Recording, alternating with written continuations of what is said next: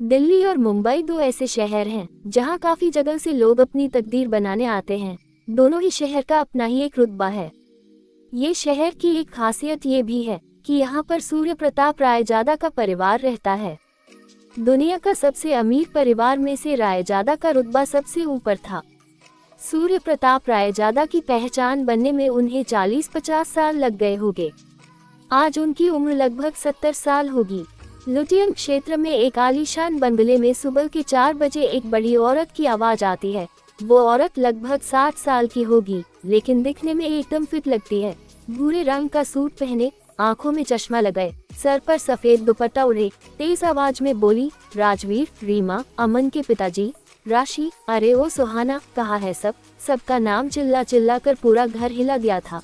सब दौड़े दौड़े उनके पास आकर बोले, माँ माफ कर दो, बस आ ही रहे थे। उस बूढ़ी औरत का नाम कोमल सूर्य प्रताप रायजादा है। उनका तेज इतना था कि उनकी आवाज से सब उनकी बात को अनसुना नहीं कर पाते। खुद श्री सूर्य प्रताप ही नहीं, वो औरत और कोई नहीं, श्री सूर्य प्रताप रायजादा की पत्नी है।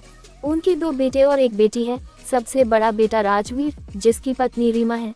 दूसरा बेटा अमन, जिसकी पत्नी सुहाना है, और एक बेटी रोशनी है जो 43 साल की है, लेकिन उसने शादी न करने का फैसला लिया। वह मुंबई शहर में रहती है और अपना खुद का फैशन इंडस्ट्री, दुनिया की टॉप बिजनेस वुमेन है। वो एक सुंदर और समझदार, दिल की एकदम साफ लेकिन सख्त मिजाज की औरत है। उधर दिल्ली में रायजादा बंगले में एक कड़क आवाज कोमल की कानों में पड़ती है, अब सब बच्चे आ गए तो पूजा शुरू करो। तभी कोमल बोलती है, सब कहाँ आए?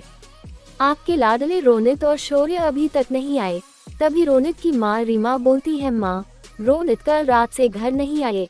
और शौर्य? तभी शौर्य की माँ सुहाना बोली, माँ शौर्य बस अभी आता ही होगा। तभी शौर्य आता है, एक 5 फुट 9 इंच का बेहद हैंडसम लड़का, जिसकी उम्र लगभग 22 साल की होगी।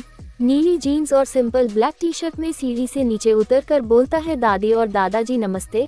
और सीधे जाकर प्यार से बोलती है, इतनी देर से क्यों आया? वो बोला, अरे मेरी प्यारी दादी, रात देर तक पढ़ रहा था इसलिए लेट हो गया। दादा बोले, एक पोता काफी है जो इतना सीरियस है अपने काम को लेकर। तेरी मस्ती करने की उम्र है, उसकी तरह मत बन जा। शौर्य बोला, अरे दादाजी, रोनित भैया की तरह इतना तेज और बुद्धिमान, ईमानदार और खड़ूस बिजनेसमैन पूरी दुनिया में कोई नहीं है। उफ, माफ करना आपको छोड़कर। और जोर जोर से हंसने लगता है। तभी दादी बोलती है, अच्छा आप बोलते रहेंगे कि पूजा भी करेंगे। सब पूजा करते हैं। दिल्ली के दक्षिण की तरफ 25 मंजिल के एक आलीशान कमरे में एक 6 फुट 2 इंच का सुंदर लड़का, जिसने ग्रे कोट पैंट के साथ एक सफेद शर्ट पहनी हुई थी, वो खिड़की सामने खड़ा होकर हाथ में 2 सोने के पत्थर को घुमाकर अपनी गहरी काली नशीली आंखों से पूरा दिल्ली शहर को देख रहा था। उसके पीछे 30 लोग कॉन्फ्रेंस रूम की टेबल पर बैठे थे और उसके बोलने का इंतजार कर रहे थे। वो 30 लोग टॉप बिजनेसमैन थे जो अपना अपना टेंडर लेकर आए थे। तभी उस हैंडसम लड़के का फोन रिंग हुआ। उसके मैनेजर ने फोन उठाकर बोला, सर अभी बिजी हैं। तभी एक कड़क आवाज उस मैनेजर के कान पर पड़ी, उसको खाई से फेंक दो। मैनेजर ने कहा, ओके सर, जिसको सुनकर वहाँ बैठे सब लोग डर के मारे कांपने लग गए।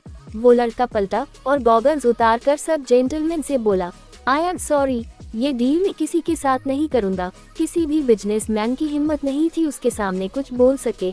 ये हैंडसम लड़का और कोई नहीं, मिस्टर सूर्य प्रताप रायजादा का बड़ा पोता रोनित सिंह रायजादा है।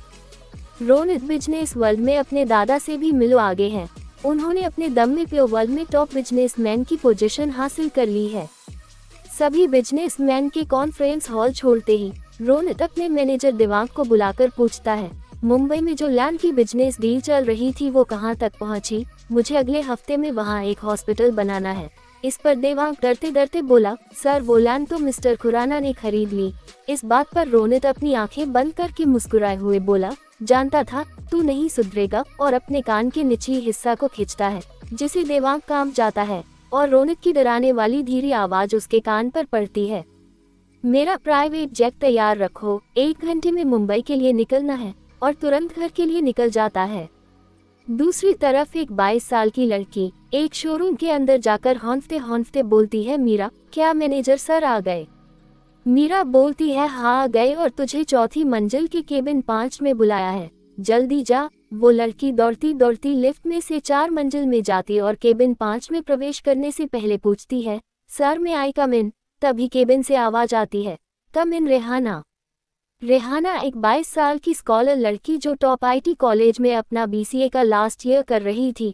दिखने में एक बहुत प्यारी 5 फुट 5 इंच ऊंचाई, लंबी सिल्की बाल, गेहुआ रंग, काली आंखें और ना ज्यादा पतली ना मोटी एक बेस्ट फिगर वाली लड़की थी। नीली जीन्स और सफेद शर्ट पहने हुए, आंखों में काजल, एक सिंपल पोनी टेल, होंठों में पिंक लिपस्टिक। वो दिखने में बहुत ही प्यारी और सिंपल थी, लेकिन खुददार लड़की थी और वो एक मिडिल क्लास फैमिली से ताल्लुक रखती है। रेहाना एंट्री करके बोलती है, good evening sir, I am really sorry, आज 10 मिनट लेट हो गई। वो कॉलेज से यहाँ तक के लिए बस नहीं मिल रही थी। राज सर जो एक 45 साल का आदमी था, उसकी तरफ देखा और कहा, देखो रेहाना, मैं तुम्हारी बहुत इज्जत करता हूँ, क्योंकि तुम बहुत मेहनती खुददार लड़की हो। पिछले 6 महीने से तुम यहाँ काम कर रही हो, लेकिन एक भी दिन ऐसा नहीं गया जब तुम टाइम पर काम पर आए हो। वजह कुछ भी हो, तुम कोई गाड़ी क्यों नहीं लेती हो? सुहाना कहती है, सर मेरे पास इतने पैसे नहीं हैं। तो राज सर कहते हैं, तुम मुझसे पैसे ले लो, लेकिन गाड़ी ले लो और टाइम से काम पर आओ। रेहाना हाथ जोड़कर माफी मांगती है और कहती है, सर मैं आपसे पैसे नहीं ले सकती, लेकिन मुझे आखिरी मौका दे दो, कल से वक्त पर नहीं आ पाई तो नौकरी छोड़ दूंगी। राज सर बोलते हैं, ठीक है ये आखिरी मौका है, और रेहाना थैंक यू बोलकर काम पर चली जाती है। रात 8:30 बजे वो शोरूम से घर के लिए निकलती है। वो बस स्टैंड में घर जाने के लिए बस का इंतजार कर रही होती है। तभी उसका ध्यान एक 6 साल की लड़की पर जाता है जो बीच रोड पर चल रही होती है और सामने से एक गाड़ी आती है। रेहाना दौड़कर चिल्लाती हुई उस बच्ची को बचाने के लिए जाती है और तभी एक तेज चीख रेहाना के मुंह से निकलती है। अगला भाग कल अपलोड करूंगा। अगर कहानी अच्छी लगी तो जरूर बताना। धन्यवाद।